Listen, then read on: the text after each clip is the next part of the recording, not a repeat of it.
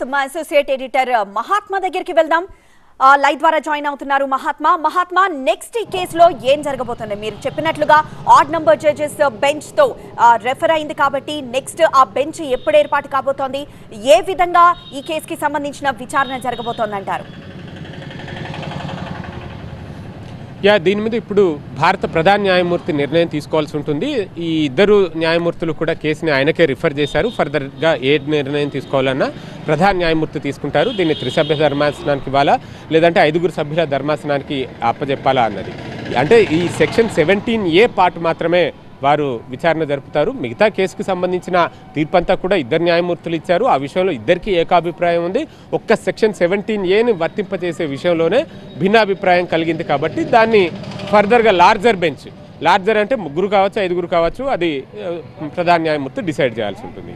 అయితే ఇక్కడ చంద్రబాబు నాయుడు కోరిన రిలీఫ్ సుప్రీంకోర్టు ఎక్కడా ఇవ్వలేదు. ఆయన సుప్రీంకోర్టుకు వచ్చిన పర్పసే తన మీద నమోదైన కేసుని కొట్టేయాలి అని చెప్పి ఎఫ్ఐఆర్ని క్వాష్ చేయాలి అన్న అభ్యర్థనతో ఆయన సుప్రీంకోర్టుకు వచ్చారు. ఆ విషయంలో కొట్టేయడం కుదరదు అంటూ ఇద్దరు న్యాయమూర్తులు కూడా తేల్చి చెప్పారు. కాకపోతే మొదట తీర్పునిచ్చిన న్యాయమూర్తి అనిరుద్ధ బోస్ చెప్పింది ఒకటే, ఆయనకి సెక్షన్ 17Aని వర్తింప చేయవచ్చు. ఆ ప్రకారం ముందస్తు అనుమతి తీసుకోవాల్సి ఉంటుంది. ఒకవేళ అనుమతి తీసుకోని పక్షంలో ఆ తర్వాత తీసుకున్న చర్యలు చట్టవిరుద్ధం అవుతాయి అని చెప్పారు. అంత మాత్రాన ఆయన్ని రిమాండ్ చేయడం అయినా అరెస్ట్ చేసి జైల్లో పెట్టడమైనా, అంటే ట్రయల్ కోర్టు తీసుకున్న ప్రొసీడింగ్స్ ఏవైతే ఉంటాయో అవేవి కూడా చట్టవిరుద్ధమని తాము చెప్పలేము.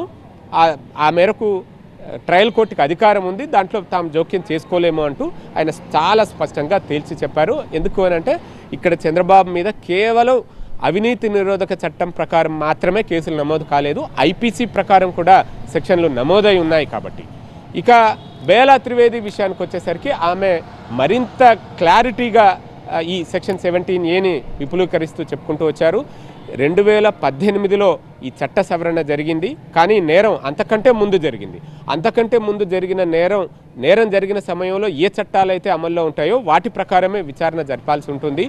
ఈ కొత్త చట్టం అమల్లోకి వచ్చిన తర్వాత జరిగిన నేరాలకు మాత్రమే వర్తింప చేయగలము అంటూ ఆమె చాలా స్పష్టంగా చెప్పారు. పైపెచ్చు 2018లో చట్ట సవరణ చేసిన సమయంలో అక్కడ ఏ తేదీ నుంచి దీన్ని అమల్లోకి తీసుకురావాలి అన్నది కూడా ఎక్కడ మెన్షన్ చేయలేదు. కాబట్టి రిట్రాస్పెక్టివ్గా అంటే గతించిన కాలానికి దాన్ని వర్తింప చేయలేము అంటే ఆమె చెప్పుకుంటూ వచ్చారు. దీన్ని అందరికీ అర్థమయ్యే భాషలో చెప్పాలని అంటే ఏదైనా ఒక విషయం, ఒక సాంప్రదాయం నిన్న మొన్నటి దాకా కొనసాగుతున్నది, ఈరోజు అది చట్ట విరుద్ధం అంటూ ఒక కొత్త చట్టం వస్తే గనక నిన్న మొన్న జరిగిన ఆ సాంప్రదాయాన్ని ఫాలో అయిన ప్రతి ఒక్కరు కూడా నేరస్తులైపోతారు రెట్రాస్పెక్టివ్గా అమల్లో చేసిన పక్షంలో.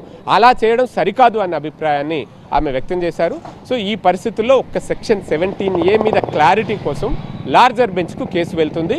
అంతే తప్ప చంద్రబాబు మీద నమోదైన ఎఫ్ఐఆర్ చెల్లుబాటు కాదనడం కానీ లేదంటే ఆయన్ని రిమాండ్ విధించడం సరికాదని చెప్పడం కానీ ఇవేవి ఇప్పుడు మ్యాటర్ కాదు.